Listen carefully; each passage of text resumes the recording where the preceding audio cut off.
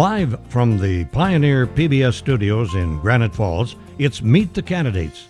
This candidate forum is designed to inform you, the viewing public, about the candidates running for Minnesota state office in our region. Meet the Candidates is brought to you by the members of Pioneer PBS. This program features the candidates for Minnesota House District 12A.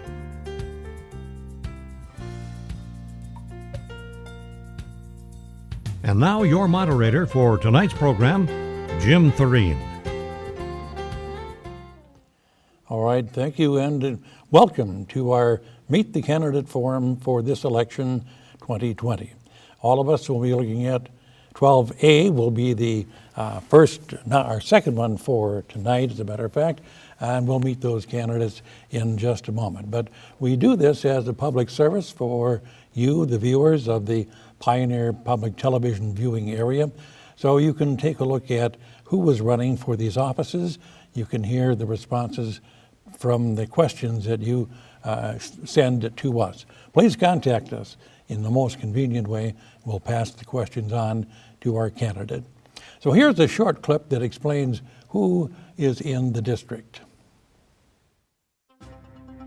Minnesota House District 12A includes all of Wilkin, Traverse, Big Stone, Grant, and Stevens counties, and the western parts of Douglas and Polk counties. Major cities include Morris, Ortonville, and Breckenridge.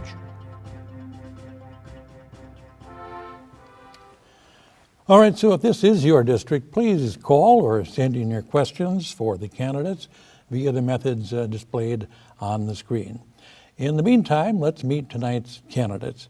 And we have had a coin toss. Gentlemen, the winner of the toss and the person who will open for this evening will be Representative Backer. Is that correct? I wanted to go ahead and All right. We'll do it. Murray Smart is the challenger for the seat, and he will open at the end of the program for our closing statements. There you go. Thank you, gentlemen. So, Murray? All right.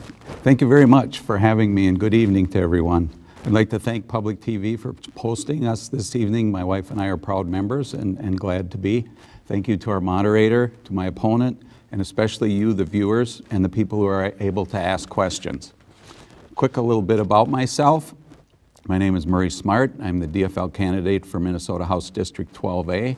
I'm a lifelong resident of Minnesota and a 41-year resident of Beardsley.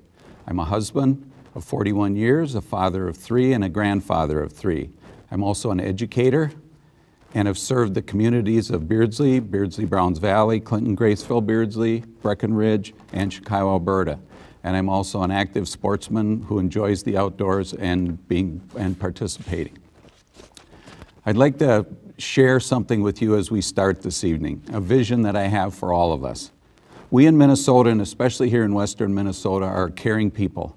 We have a strong work ethic, we are resilient, we have the qualities that shine in times that are tough, and we are not afraid of a challenge. But the coronavirus, the impact of our disrupted economy, and the issues of justice are testing us like never before. Therefore, we are now called upon to step up to help each other, to stand by each other, to care for each other, and to join together to not only survive, but to thrive together in this time of turmoil. Together, we can do this. And once again, thank you for being here this evening, and I appreciate your questions. All right, thank you very much, candidate Murray Smart. And the second opening statement comes from incumbent Representative Jeff Backer. Yeah, thank you folks for being here tonight. The folks of 12A, I really want to thank you for the opportunity that I have been able to serve District 12A. When you're down in St. Paul, our founding fathers made, with the setup that they did, they really came up with a good way so that the voices across the state could be heard. And I have had that pleasure to represent you down in St. Paul since 2014. I want to thank my wife and my family who carries a heavy load when I'm down in St. Paul, even when I'm not in St. Paul, because even though this is scheduled to be a part-time gig, it is really much more than that. And there's so much. When you have such a rich area of agriculture, you have a large geographic area. And when you have several people who are entrepreneurs, small business owners, you just get different dynamics. Also, this area represents 12 different school districts, and with my background of school board many years ago, that has helped that, serving as mayor, also volunteering for 25 years as an EMT. So it's been inbred in me to have that service mentality. One of the things that I'm concerned about, and I've heard this over and over and over, Minnesotans have a wonderful tradition of helping people out, and how things are going right now, and how our governor has been enacting things concerns not just me, but concerns our constituents. That's why you need a person with a strong voice about greater Minnesota values, because with us being next to the borders, we can have people easily go west, where there seems to be much more common sense approach of what's going on right now. So thank you again. Open, interested in learning what's on your mind with the questions, and thank you for viewing.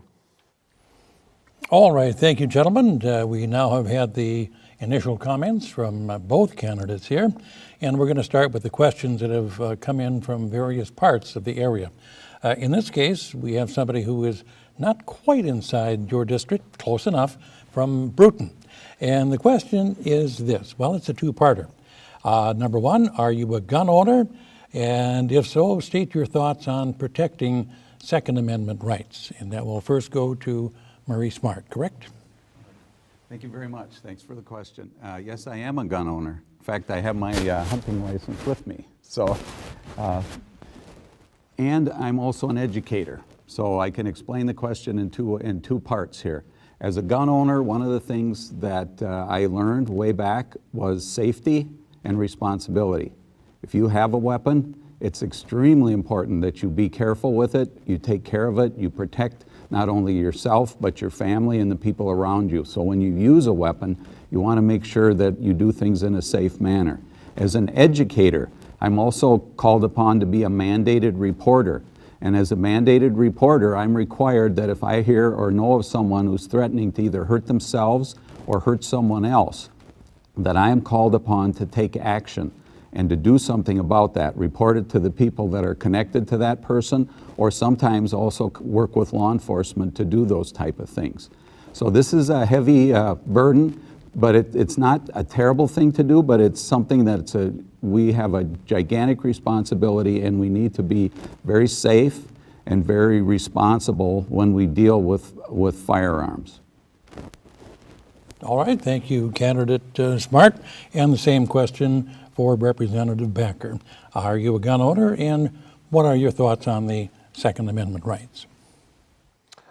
Yes, we own one gun. When I say we, my wife and I, we do have a gun, because I'm a very strong believer of the Second Amendment right. One of the things that concerns me is what we're hearing is a lot of the rhetoric that we're hearing from certain groups and organizations is that the laws and the restrictions that they want to pass down goes towards law-abiding citizens. It is our right as lawful citizens to own and to be able to protect ourselves, especially in light of what we've seen in the last couple of months from several different mayors across the country who have not taken their responsibility, constitutional responsibility, to protect citizens. That is the number one of the top, if not the most important, that government needs to protect its citizens. And if government fails to do that, then lawful citizens have the legal right through our Second Amendment, which was formed by our founding fathers, which was crafted wonderfully, and so forth, that we as lawful citizens have the right to protect ourselves, to hunt, and to do those type of activities. So, and I've been endorsed by the NRA and other Minnesota Gun Owners Association, and have always supported no restrictions on lawful individuals who have the Second Amendment right to own guns. All right, thank you. Gentlemen, anything more to the point? Yes. I would just like to reiterate that what I said earlier, it's a huge responsibility if you have a firearm and you use a firearm for whatever reason. When I've talked to people that own guns, it kind of falls into basically 4 areas. You either hunt like I do, you shoot, you collect guns, or you feel you need it for protection. But no matter how you have a firearm, your purpose in having it, you always have to understand that with that right comes a very large responsibility, not only to your family, but the people you interact with. So I want people to remember that, and that's something I take very seriously. Representative Backer, any other additional comments? Sure. All right, and we go then to the next question, which will first go to Representative Backer. And that is, there is a projected Minnesota state budget deficit of at least $4 billion. What specific plans do you support to solve this problem? Good question. Thanks for asking that. Government, there is places of waste. You know, if we look at, for example, with the CCAP program, which is the Child Care Assistant Program, we had a bipartisan, well, not bipartisan, but actually our auditor, OLA, who did investigation on that, has found substantial amount of waste, fraud, and abuse. Also in 2018, we saw significant fraud with child care on how they were paying that out. And then we also saw waste and fraud dealing with the Department of Human Services, dealing with the overpayment of tribes by $29.1 million. We also saw overpayment for chemical dependency to providers by $44 million. Now that in itself will not solve our total deficit, but for anybody out there who thinks that there's no waste, that's foolish. We have heard certain people say, well, you know, government's lean and mean.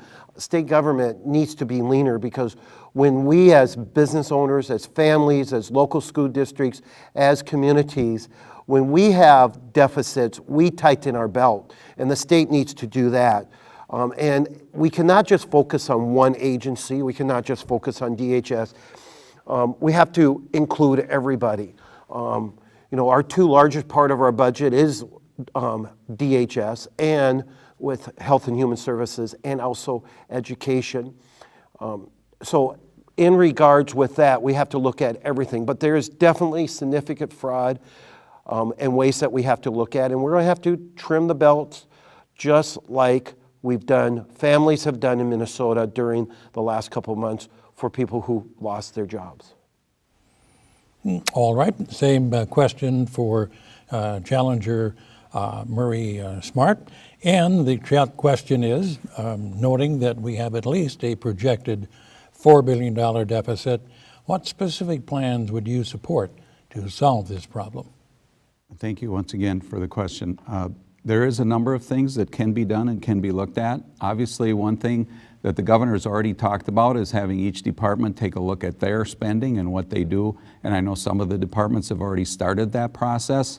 The second part is, like that was mentioned, 2 of our largest budget issues are Department of Human Services and Education. And as you'll remember, back in 2010 and 2011, when we were suffering because of our budget, what we did was borrow money from our school districts.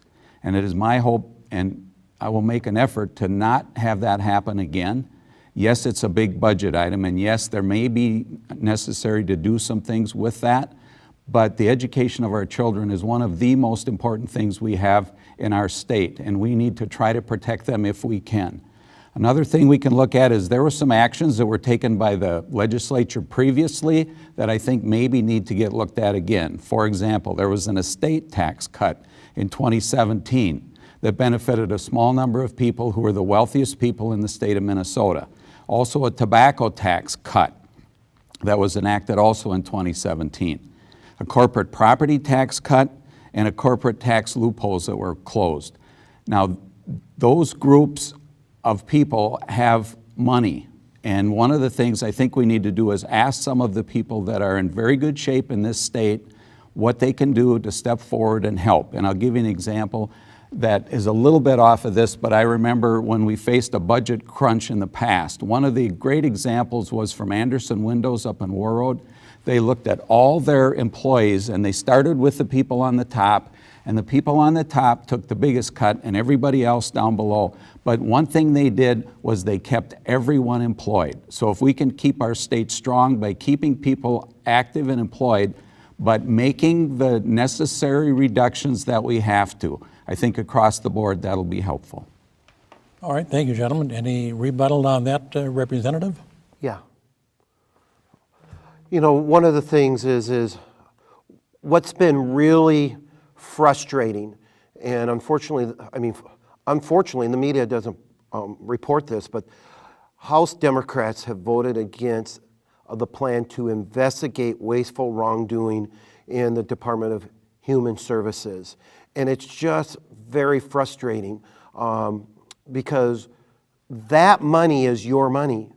That is not Republican, that is not Democrat, it's not the House. It is your money. And when you have members of the House, of the Common People House, not supporting to investigate it, that is wrong.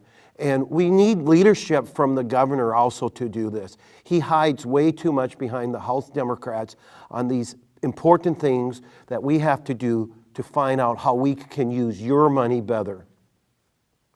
And Mr. Smart, any rebut to that? Yeah, I'd just like to add that we need to work together. Here's an example to it. If there's a problem with the House and the governor, then that falls on both groups to sit down and figure out what they're going to do to figure this out. And that's something that needs to happen more at the legislature down in St. Paul.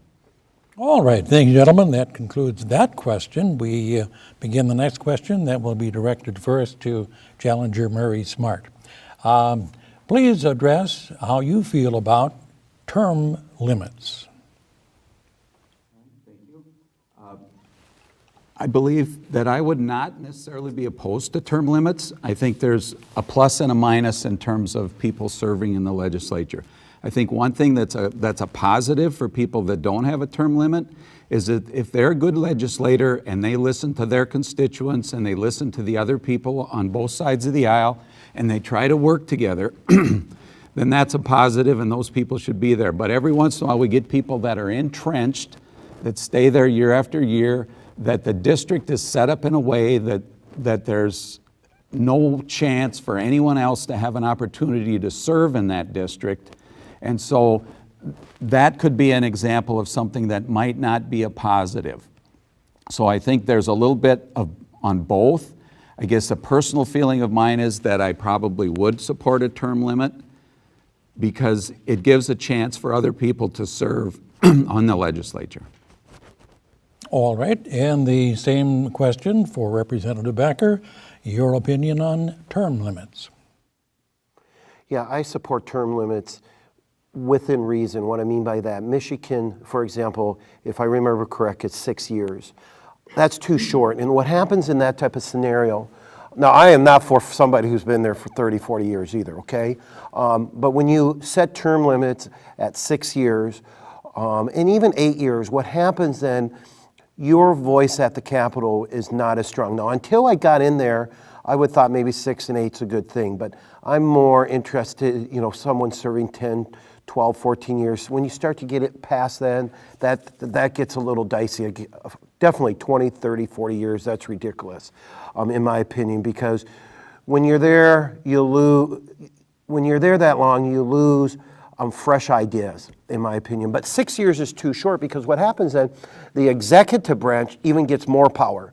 Just like what we've seen right now in the state of Minnesota. Our founding fathers wanted a balance and power. And when your voice is not heard, like is happening right now with what the governor has done wrongfully, and if a question comes up, I'll explain that. But your voice is heard through me or through, if Mr. Smart is elected, is your representative. And what happens is when it's 6 or 8 years, the executive branch can drag things out, and also lobbyists who have no limits whatsoever and can have more knowledge than the legislators. that starts to play a bigger role into it. It is a balancing act. I do support term limits. And also one of the things that there is a natural changing of the guard. You know, I believe this year, if I'm correct, it's like 28 to 30% of the seats are open now. It is a pretty good turnover, and that is good because you need to get those new ideas. All right, thank you, Representative Banker. I think we've concluded on that question, so we move on to the next one, which comes from Big Stone County. And this goes first to Representative Banker. What are you going to do to ensure the safety, equality, and well-being of LGBTQ students within the school districts? In regards with school districts, those decisions need to be handled on a local level. Those school board members and the administration, you know, schools have some of the greatest amount of educated people. Mr. Smart, it was my teacher when I was a senior with Beardsley Valley. So that needs to be handled on a local level. I'm a big believer that school boards need to be working with the teachers, with the parents, and that's a local decision. All right, thank you. And now to Challenger Murray Smart, your response. Thank you very much. This is something that's very important because these students are the type of students that I worked with as a school counselor recently. They face a lot of uphill battles. They're bullied, they're harassed. There's people that are very uncomfortable when they hear that those people, you know, the lifestyle that they lead and who they are. And it's very important that they have people in their lives who they can go to and they can come to that will help them to navigate the difficult process that they have in front of them. Now, one of the things that was important as part of my job and is important still is that they need a place that they can come where they know they will get support and they will get someone that will try to help them as best they can. And yes, it is important that school districts take the lead in that and they let all students know that when you enter the door of our school, it doesn't matter who you are, it doesn't matter your race, your gender, your sexual orientation, that we are there to support you in the best way we possibly can, and there will be caring, supportive adults in that school system that will help you and support you as you navigate your way along your life path, just like every other student in the building. So it's extremely important. It's something that I'm proud to be a part of as a school counselor and an educator in the state of Minnesota. All right, thank you. Any other comment, gentlemen? So we'll go on to the next question, which comes to us from Wheaton, as a matter of fact, noting that the fires and destruction in Minneapolis and St. Paul were the direct result of uncontrolled rioting and looting. So the question, do you support taxing rural Minnesota to fund the rebuilding of Minneapolis and St. Paul areas? And that first goes to Challenger Murray Smart. What happened in Minneapolis was a very difficult and challenging situation. It was the result of things that have built up for many, many years. There were people who protested peacefully because of the concerns they had about the way they've been treated and the things that they face in their lives. There was also people that were involved in the circumstances there who took advantage of a circumstance to burn buildings, to loot, to steal property from other people. Now, what's really important is Minnesota is a community that helps all of us be successful. I think one thing you found that law enforcement has been able to track down is that a lot of the people that caused the looting and caused the destruction were, in a number of cases, not people that were actually from the cities, or if they were, there were people that were just bent. It was a chance to take advantage of an opportunity to do those kind of things. So first of all, I think we need to hold those people responsible, track them down, find out who those people are, and have them be responsible for the damage that they caused. The other piece would be the rest of us to help in the ways that we can. Obviously, you'd start with the community that it happened in and have those people join together and say, what can we do to help our community? Like if it was in Minneapolis or in St. Paul, what can the Minneapolis and St. Paul community do to help that? And then if we need some extra help beyond that, so you can work your way out. So I'm talking about 3 levels. People that caused the issue first, take care of them. Second, start with the communities where they're at, and then move out if there's necessary help that can be provided. Because I know people from out here reached out to those people. There were drives for food and clothing and things like that. So people here did help. All right, thank you, Mr. Smart. And so the same question for Representative Backer. Do you support taxing rural Minnesota to fund the rebuilding of Minneapolis and St. Paul? No, that's no way. And the reason being is first of all, we had such lack of leadership, starting with the mayor, and then the lack of leadership with our governor in that situation. I was down there during that time. My daughter had her first, I call it a residency for pharmacy, but she would disagree, but that's what I call it. We were down there that first week.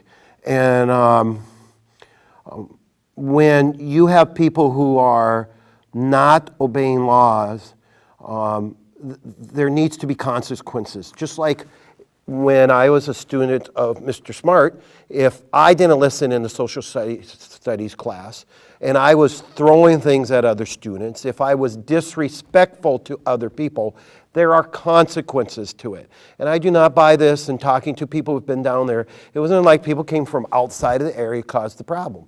Yes, there was some, but there was people inside the area who caused the problem. And we as taxpayers need to feel safe. We need to have a safe community. And what our governor did during those first 4 days is just horrible. Not taking the leadership that needs to do, because when he swore Constitution, I was one of the few Republicans who showed up when he was sworn in at that event, because I believe that you have to work with everybody. You can't move a state forward by not working with everybody. But he did not.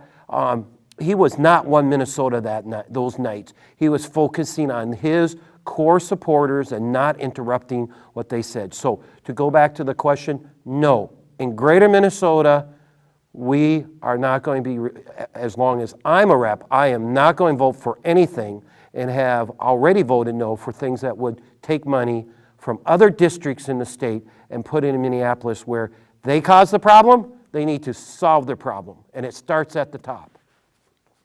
All right, gentlemen, we move on to the next question, or Mr. Smart. Brief response. Yep. I also have a background in law enforcement. That was my first degree. And one of the things I found out working in that when things happen, what the departments did, if they were overwhelmed, is they called on each other for help.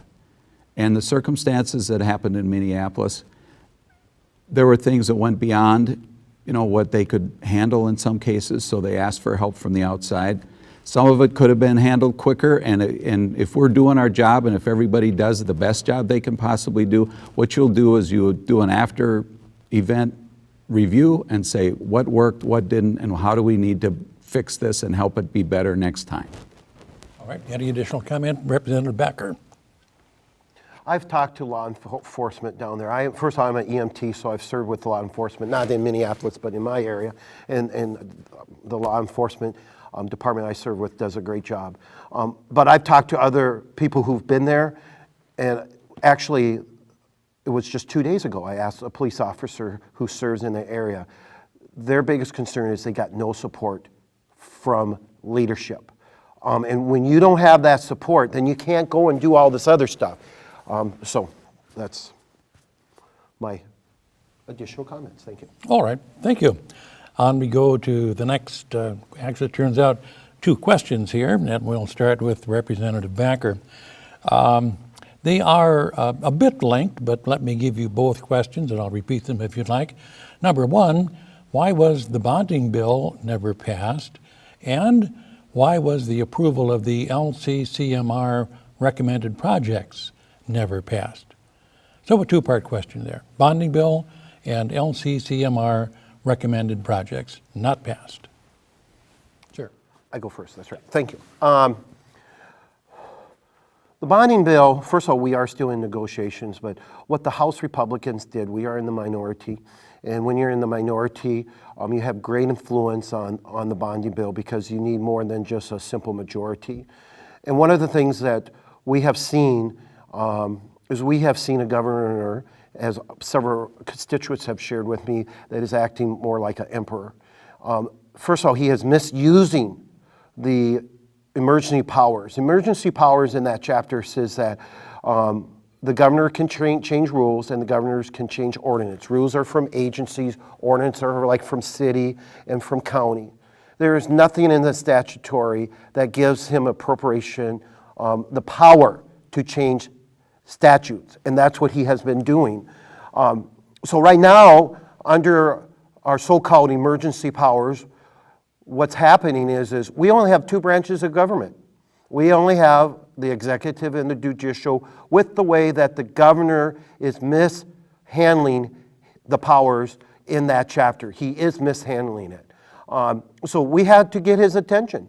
And one way to get his attention is using the bonding bill. Bonding bill is always a very much of a political football, and that's because you got to have more than majority if your party doesn't have supermajority. And it's really simple.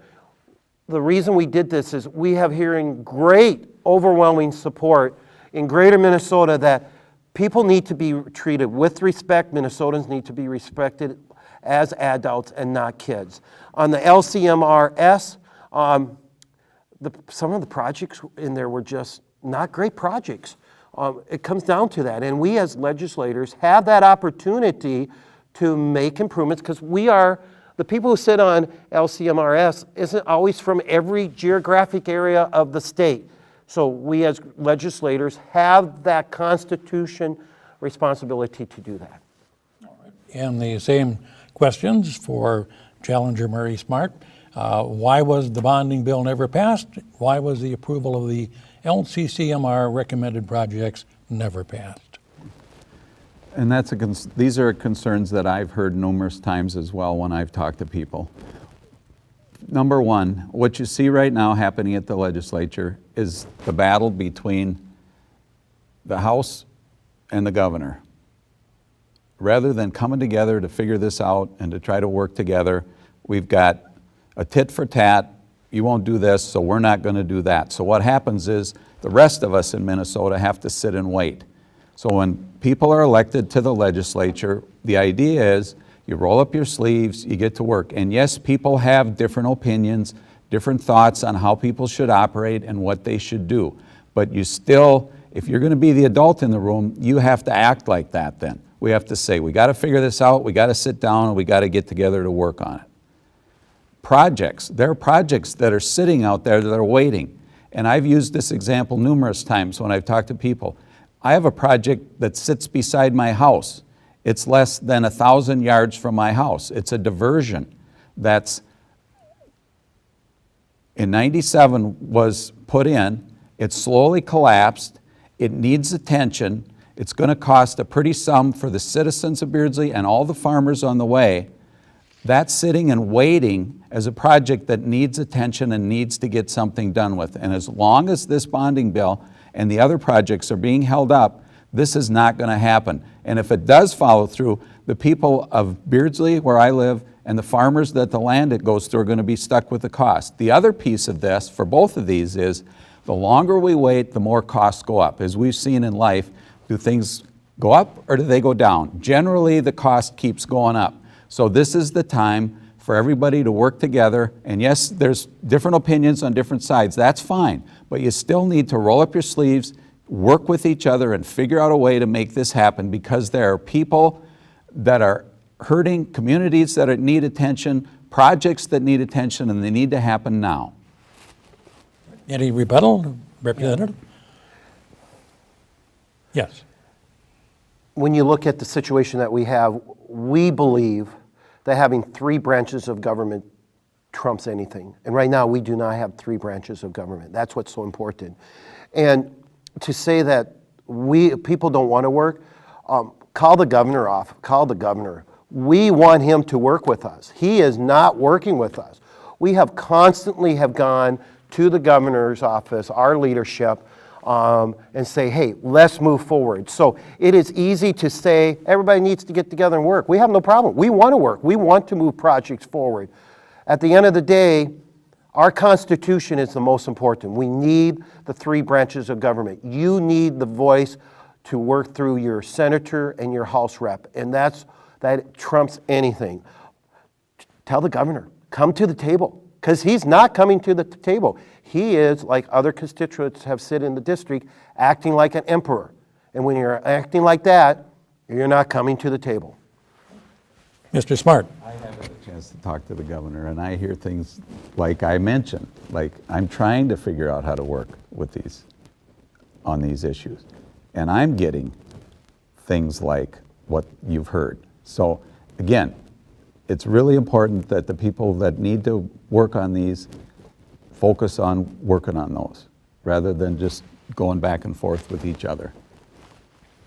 All right, gentlemen, we move on to our next question, and thank you, viewers, for joining us for this debate between the candidates for election to District 12A, incumbent Representative Jeff Becker and challenger Murray Smart. Our next question goes to Mr. Smart, if I'm doing things correctly. ATVs or Rangers all fall under different rules in different communities. Would you support a uniform law that applies to them across the state? Interesting question. One of my other duties is I'm a driver education instructor. And generally, obviously, I'm working with students that are trying to get their license to drive a car.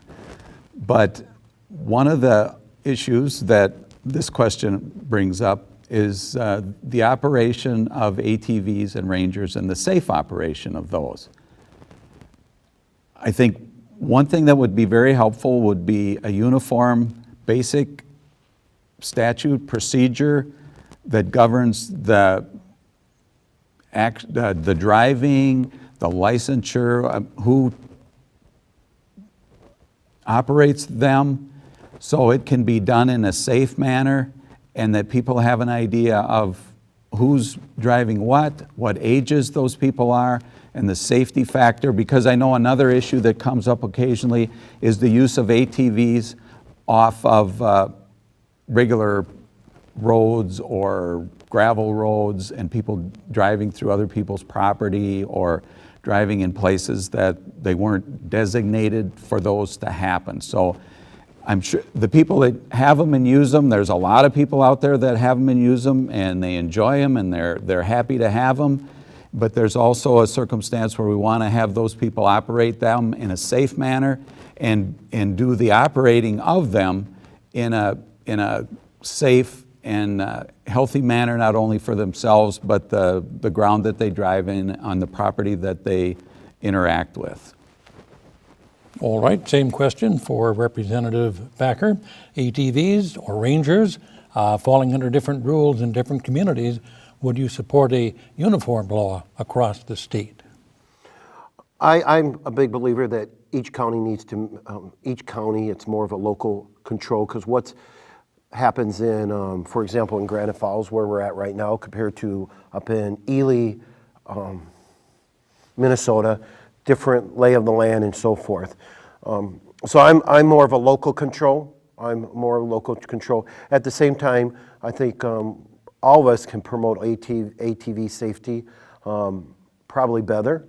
I know the DNR requires certain ATV safety classes or suggests to do it. I don't know if there's any specifics on if someone doesn't follow it, if there's any consequences. But at the same time, we don't have to always punish people to learn things.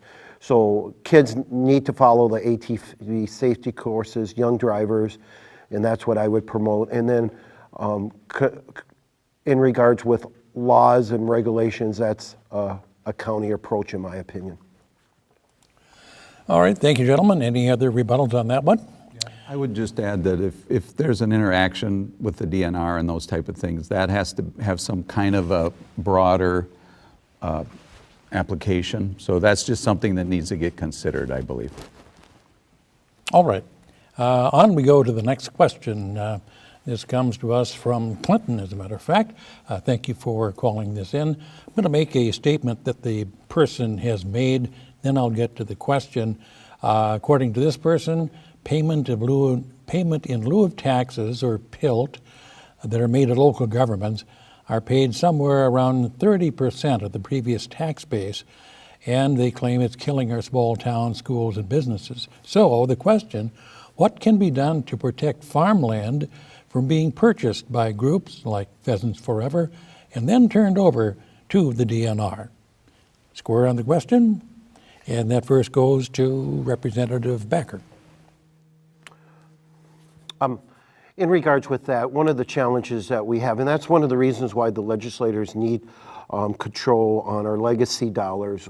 In Minnesota, we have, and I'm close, but I'm not on the money, I think nearly 28 to 30% of our land controlled by a government identity. And as we know, when we take land out of public use, then that property tax that was on that land to fund services by the county, the school board, the city, and so forth, is going to be distributed through everybody else. Quite frankly, DNR and government have enough land. They need to take care of what they have. If you go out in our district and across the Minnesota, you are going to see land that's not being taken care of. So we really need to, instead of purchasing land with legacy dollars, we need to do what it was intended for, and that's clean water. That money needs to be, and we have fought for this, helping communities with treatment plants, because a lot of ours, like the one in Browns Valley, was done in the early 80s, and many of the communities throughout the state is the same way. We need to use those funds what they were intended to, what the voters intended to, not what people have misinterpreted, certain groups and agencies, but we need to use that money to improve our water structure, our sewer structure, instead of buying land. It fits right into that Constitution amendment for that, and we need to do that much more aggressively in helping what it was intended for, and that would help tremendously with improvement to our environment, instead of buying land and letting it sit there and get weeds and other type of things that affect our cropland and even our homes and so, not our homes, our lawns and other type of areas. All right, thank you, sir. And Marie Smart. I think one of the things that comes up here, and that is a concern of people, is a property owner that has land that wants to make a decision on what they do with that property. And I know in Big Stone County, one of the things that's come up, and I attended one of the commissioners' meetings, was Nonak Gain. And one of the concerns there is if the county adapts and across the board, we're just doing it this way, we're not doing anything else, that people that have an opportunity to sell some land or move it or do something else with it are restricted from doing that. And it is important that the county have flexibility in terms of what they're going to do and how they're going to raise money for their county and what they need to do. But they also have to include their citizens involved with that. And yes, you don't want land that turns over to some other entity and then becomes a problem for everyone else. We want it to be taken care of in a proper manner that it should be, and it should be provided some opportunity. But I'll give you an example that if you have land that the DNR has or a Pheasants Forever group got, the other thing people have to think about is, does that bring income into your county and your community? For example, where we live, we're blessed with water, we're blessed with wildlife, we're blessed with positive habitat, and there are many people that come here. Even coming down here, I pass boats and people out hunting and fishing and those type of things. So those are opportunities that people bring money into our communities as well. So that's something we also need to consider. Thank you. All right, any rebut? All right. Well, gentlemen, this time has flown by as more quickly than I have been keeping track of. That's good news. So we've had good answers. No. So we go to our closing statements, and we'll start with Challenger Murray Smart for his 2 minutes. I'd like to again thank Public TV for having us this evening, Jim, our moderator, my opponent, Mr. Backer, the viewers, and the questions that you were able to ask. One of the things that people are asking is obviously, why should I vote for you? So I'd like to share a couple things really briefly. One is, I mentioned my profession is education. Education is a helping profession. And people have always asked me, what do you like best about your job? And one of the things I said was the variety. You never knew who was going to come through the door. You never knew what circumstance that they were going to bring with them and what you could do to help them. Second, when I've been out talking to a variety of people, one of the things that a person made a comment to me is about, we have to remind legislators that they're public servants first. They're not party servants, they're public servants. So one of the things I pledge to people that I work with, no matter who it is that I will listen to learn, I will ask to understand, and I will dig and work with whomever I need to come up with positive solutions. And finally, I'm asking you all to remember that we're stronger together, because united we stand and succeed, and divided we fall and we fail. We can do the things we need to together, and it's extremely important that we work together and we don't allow certain entities and people that want to divide us and push us apart, so we don't work together and help each other. So again, I'd like to thank you very much for the opportunity this evening to hear from you. I would be honored to receive your vote, and I thank you very much and wish you all a good evening. Well, thank you, Mr. Smart. And now for the final closing statement from Representative Jeff Backer. Thank you for watching this evening. And I thank you, the voters, for allowing me to serve you the last 6 years. 2 years ago, I came into the House in the minority, which was the first time, because in 2014 when I was elected, the first 4 years we were in the majority. The first thing that I did was reached out to freshmen on the Democrats and sat down to see if we could find what, I sat down and said, hey, what's important to you? And we found ways, like in DHS, to work together. I've been a champion for mental health. There was a representative from Edina, worked with her to help her to be a champion on her side, and so forth. So I get the idea of working with people. At the same time, we have to have a strong voice for Greater Minnesota. We have to, I understand the importance of a safer community. I have served 25 years as an EMT in South Dakota, because our service goes into South Dakota, and then 2 counties in Minnesota, Traverse and Big Stone, and then also, of course, the city of Beardsley and the city of Browns Valley. And I understand the importance, and I love it when we have a difficult scene and law enforcement, the sheriff's department is there. I applaud those people. And that's one thing that you will continue to see from me, is supporting the basic services that we need, safer communities, and also a strong voice that has worked with people across the state and will continue to work with other people across the state, because we in Greater Minnesota need to be heard, and also our families need to be protected. And I would appreciate your vote. Thank you for tuning in this evening. Well, thank you, Representative Jeff Backer and Challenger Murray Smart, for joining us as you, the members of the public and the voters, get a chance to meet the candidates. And that concludes our program for this evening. Thanks to both of them for joining us, and for all of you who have called in to provide your questions. To watch this and other Meet the Candidates episodes, past or present, visit video.pioneer.org or the free PBS video app. Just choose Pioneer PBS as your local station. Thanks for watching Meet the Candidates.